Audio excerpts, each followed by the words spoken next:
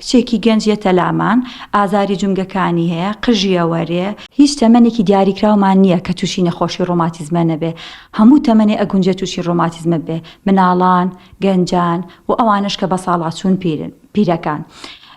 بەڵام جۆری ڕۆماتیزمەکە جیاوازە، لەوانی کە لە خوار تەمەنی 16 ساڵن، ئەوانەی 16 بۆ 40 ساڵن، ئەوانە 40 بۆ 60ن، ئەوانش کە لەسەر و 60ەوەن و بە ساڵات چوون. ئێمە بەپێی تەمەنی نەخۆشەکە و بەپێی ڕەگەزەکەی لەگەڵ ئەو نیشانانی تری کە نەخۆشیەکە هەیەی دەستنیشانی نەخۆشیەکە ئەەکەین. بە نمونە کچێکی گەنجێتە لامان، ئازاری جونگەکانی هەیە، قژیەوەرێ و کێشەی پێستی هەیە، پێستی حەساسە، ئێمە لەوا بیللا گورگە سوورە ئەەکەینەوە. بەڵام بۆ نمونە هەر لە تەمەنی ئەوە کوڕێک بێ بۆ لامان ئازاری پشتی هەبێ، ئێمە بیللا بە مۆمبوونی پشتەکەینەوە.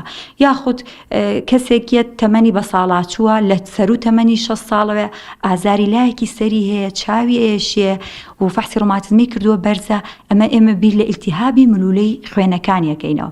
یاخود نەخۆشیێکی خۆی نەخۆشی سەدەفی هەیە، ئێمە بیر لە ڕۆماتیزمی سەدەفیەکەینەوە، کەواتە بەپێی نیشانی نەخۆشەکە و لەگەڵ تەمەنی نەخۆشەکە ئێمە دەستنیشانی نەخۆشیەکەیەکەین. سمارت وەرچەرخانە.